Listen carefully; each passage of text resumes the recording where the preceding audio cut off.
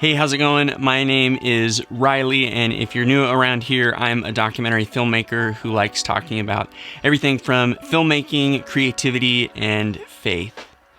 So I did something recently that I'm pretty excited about. I purchased the Sony A7S Mark III. And I wanted to make this quick video to share why I bought it, kind of my rationale for making this investment, and hopefully it can help you decide whether or not this camera is right for you as well. So for context, I own the Sony A7S Mark II and have used a handful of other cameras. I've used the FS5 extensively, I've used Red and a number of other cinema cameras, but have always loved Sony. And for me, the big reason why I went with the A7S Mark III as opposed to another camera brand or a different Sony camera was the combination of the specs that we've all heard about, the 4K, 120, 10-bit, all that crazy stuff, as well as the size and the form factor. I've done a number of documentaries overseas. Being able to take a really small camera package into some of these places is really, really important.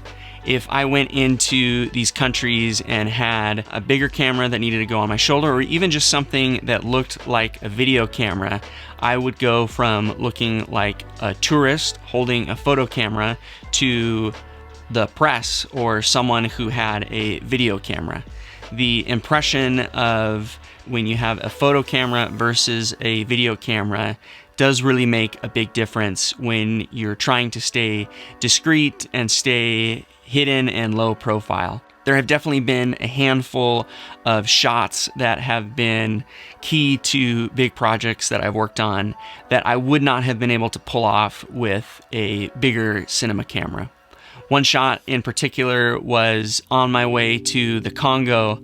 We were flying over the Atlantic Ocean. It was the middle of the night, and I wanted to get a couple of sound bites from our main subject. We were able to get the shot only lit with the bathroom down the cabinway at ISO like 40,000. It was pretty crazy. And so it's gotten me in and out of places that I would not have been able to get with a different camera. And for that reason, I have hung on to the A7S Mark II for about 5 years now. It's gotten me shots that I would not have been able to get with a different Sony camera or other cinema style cameras. So I think that if you are looking for something that has a small and light footprint, a non-discrete hybrid DSLR style body, but has a ton of specs, then this is definitely something that's worth looking into.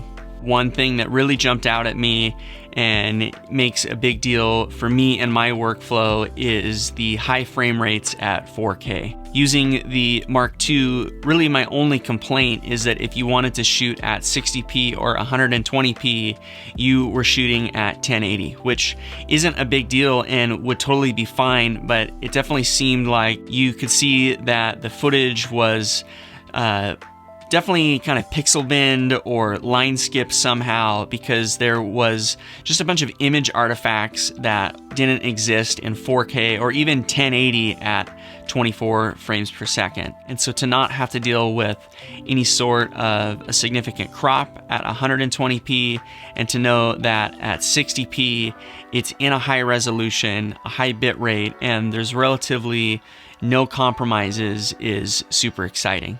Purchasing something like this is definitely an investment, and one of the other reasons why I decided to purchase this camera is because it fit in with gear that I had already invested into. Owning a couple of Sony lenses as well as the Atomos Ninja 5 made the A7S Mark III a really good fit and really good pairing. I think we all know about the raw signal that the A7S III can send to the Atomos Ninja 5. So to have a 12-bit raw signal in an edit-friendly codec like ProRes RAW is super exciting. I've used Red a handful of times, and having that flexibility to adjust white balance and exposure in post really is a game changer.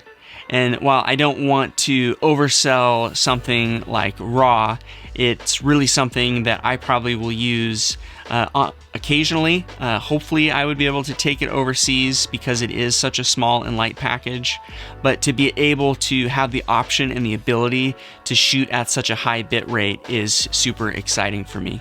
I've gotten so accustomed to shooting and color grading the 8-bit footage on these small Sony cameras that I think to have a 10-bit or even the option for a 12-bit signal is super, super exciting. I would also add that I'm aware that shooting raw video is definitely not necessary for the majority of projects.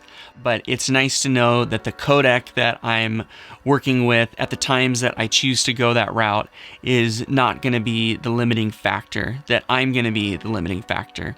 And I think for me, that's an exciting position to be in, and it's also a bit of a personal challenge because I won't have the excuse of the 8-bit codec or whatever it is that I can't quite get the image that I want. And so for me, really, it is kind of an exciting challenge and a cool position to be in. And I think because of the reasons that I mentioned before, this to me really does feel like a long-term investment. Similar to cinema cameras, I think this is something that could last me 5+ years, hopefully until the camera gives out on me. But when I purchased the A7S Mark II, I had no idea that I was going to be using that camera for 5 years. And I fully expect that the Mark III is going to last me even longer. So as you can probably tell, I'm pretty eager and excited to take this camera out into the field and put it through its paces. It's definitely a good time to be a filmmaker with all of the great cameras and gear that's coming out lately. For me, the A7S III made the most sense to me, but for you, a different camera might make more sense. Let me know in the comments if you also purchased the A7S III or if you're using a different camera. I'll be sharing my thoughts and impressions on the camera as well as how it pairs with the Ninja 5 in some future videos that'll be coming out soon. So I would love it if you would give this video the thumbs up as well as subscribe to catch that content in the future. Thanks so much, and I'll catch you guys in the next one.